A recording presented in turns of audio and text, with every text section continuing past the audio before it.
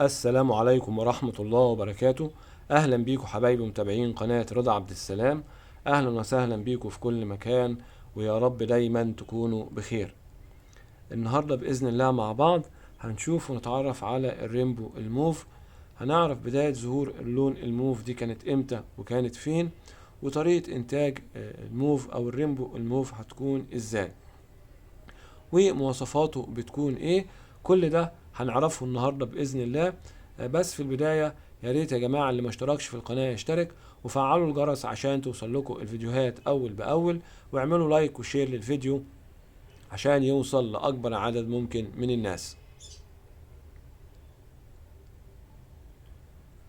في البدايه اللون الموف يا جماعه اول ظهور ليه كان سنه 1921 وكان في فرنسا.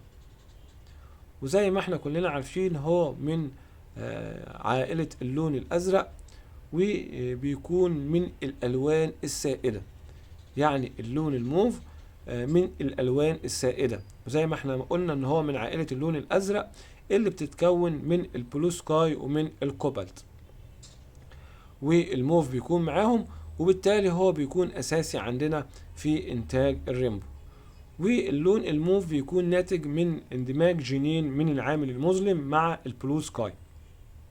يعني في جينين بيتحدوا مع البلو سكاي فبيظهر عندنا اللون الموف، وهو بيكون كده عكس البلو سكاي وعكس الكوبالت. البلو سكاي زي ما قلنا قبل كده هو ما بيكونش متواجد معاه العامل المظلم، اما الكوبالت فبيكون في جين واحد بس من العامل المظلم.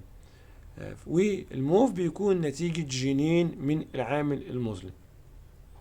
بتمتاز الطفرة اللونية ديت ان بيكون لون الكير ازرق لدى الذكور، وبيكون لونه بني لدى الاناث عند بلوغ سن التزاوج، وبيكون في حدقة في العين لدى الذكور ولدى الاناث عند بلوغ سن التزاوج ومرحلة النضوج الجنسي. وزي ما قلنا بما ان هو من طفرات لونية من عائلة اللون الازرق، فهو اساسي عندنا في انتاج الرينبو. وزي ما احنا شايفين الطيور اللي قدامنا دي كلها دول من الموف. درجات الموف اللي موجوده معانا زي ما احنا شايفين الطائر اللي قدامنا ده، وهبقى اطلعه لكم ده موف بالظبط تصنيفه كلير وينج اوبلاين موف جولدن سنجل فاكتور. اللي قدام مننا ده شايفين الجولدن سنجل فاكتور مأثر في درجه اللون الاساسيه للطائر ومغيرها ازاي، وظاهر عندنا باللون الزيتوني زي ما احنا شايفين، لكن في الاصل الطائر ده لونه موف. بقيه الطيور التانية الطائر اللي جنب منه ده برضو كلير وينج اوبلاين موف جولدن دبل فاكتور، بس لسه هو في مرحله القلش. تعالوا من قريب نشوف الطيور ديت بيكون شكلها ايه وتاثير الجولدن عليها، وهو اللي مغير في درجه اللون الاساسيه للطائر. وبعد كده باذن الله نتكلم عن طريقه انتاجه هتكون ازاي. زي ما انتم شايفين الالوان قدامكم يا جماعه، شايفين تاثير الجولدن على الطائر ازاي. تعالوا بقى من قريب بسم الله نطلعهم طائر طائر ونشوفوا اللون الاساسي وتاثير الجولدن عليه. هاخد الطائر ده الاول. تعالى بسم الله الرحمن الرحيم. ده موف اهو كلير وينج اوبلاين موف زي ما انتم شايفين يا جماعه. شايفين الموف اهو ظهر قدامنا بسم الله زي ما ظاهر اهو. ده لسه داخل في بداية قلش. شايفين ده اللون الموف اهو قدامنا. التصنيف الكامل للطائر ده كلير وينج اوبلاين موف جولدن دبل فاكتور. بصوا ادي سلاح الطيران، ادي جناحات الطائر مفيش علامات في الجناحات، وادي لون ديل الطائر زي ما احنا عارفين مواصفات الكلير. ادي الطائر من الامام اهو. بصوا الجولدن هيبتدي يظهر ويبان معانا هنا ازاي. هو لسه داخل في قلش. طبعا بعد القلش مستوى الطائر ده هيتقلب 360 درجة. درجة اللون هتكون اقوى من كده بكتير، وهيكون اللون زاهي عن كده كتير جدا.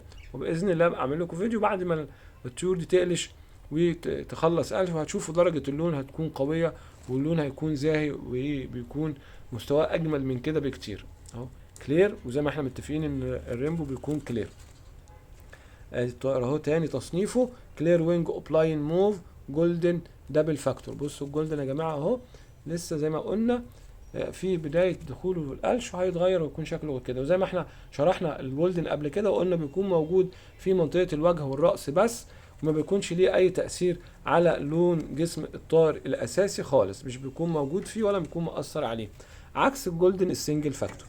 تعالوا نشوفوا بقى الطائر التاني اللي احنا شفنا تأثير الجولدن سنجل عليه ومغير فيه ازاي، محوله للون الزيتوني. بسم الله.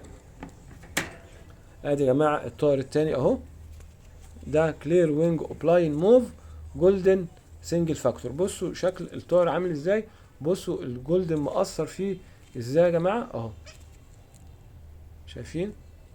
ده اللون الاساسي موف للطائر. بصوا بقى قوة الجولدن مأثر فيه ومغير في اللون الاساسي للطائر ومحوله للون الزيتوني.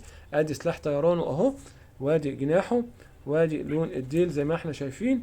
الطائر تصنيف الكامل ليه كلير وينج اوبلاين موف جولدن سنجل فاكتور. بصوا مستوى الجولدن ما شاء الله اهو في وجه الطائر. ده الطائر مخلص قلش و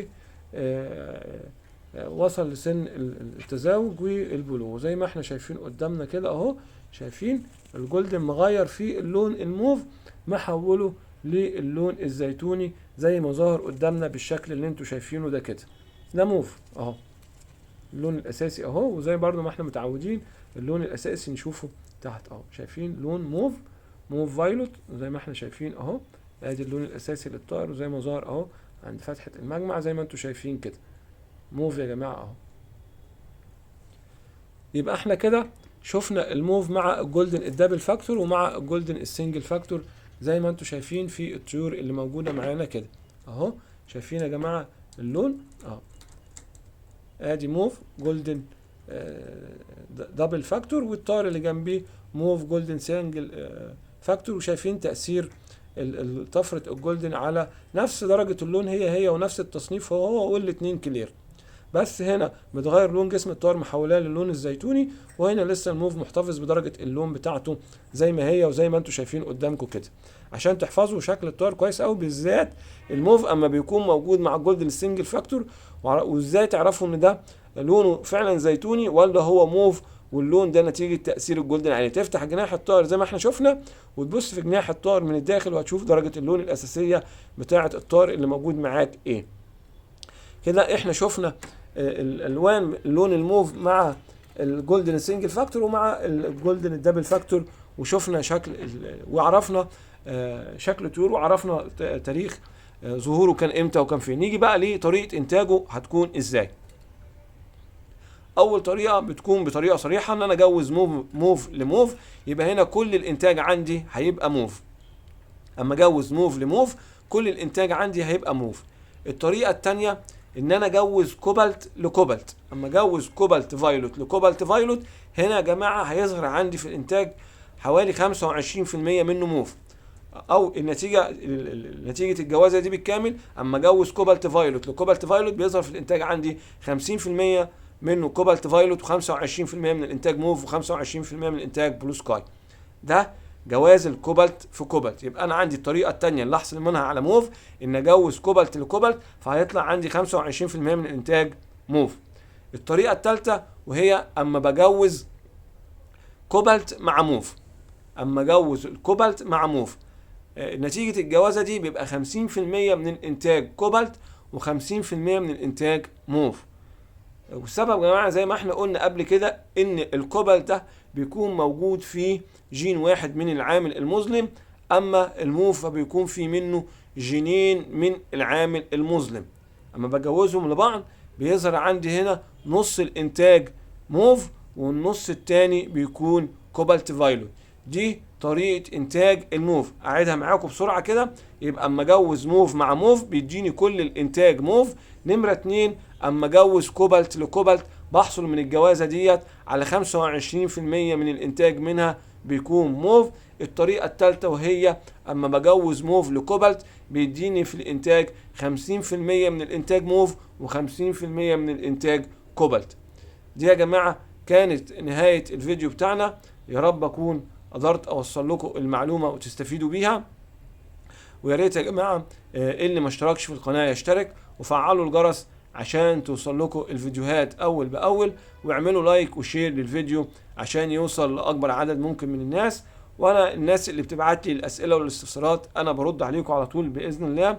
بس لو اتاخرت شويه انتوا بيبقى في اسئله كتير بتتبعت لي على القناه وعلى الواتس وعلى الصفحه الشخصيه بتاعتي وعلى الصفحه الثانيه. كل الاسئله دي برد عليها بس بحط الاولويات للأسئلة اللي بتكون خاصة بالأمراض ومشاكل الطيور. فاعذروني لو اتأخرت عليكم شوية، وأشوفكم على خير بإذن الله في الفيديوهات اللي جاية، والسلام عليكم ورحمة الله وبركاته.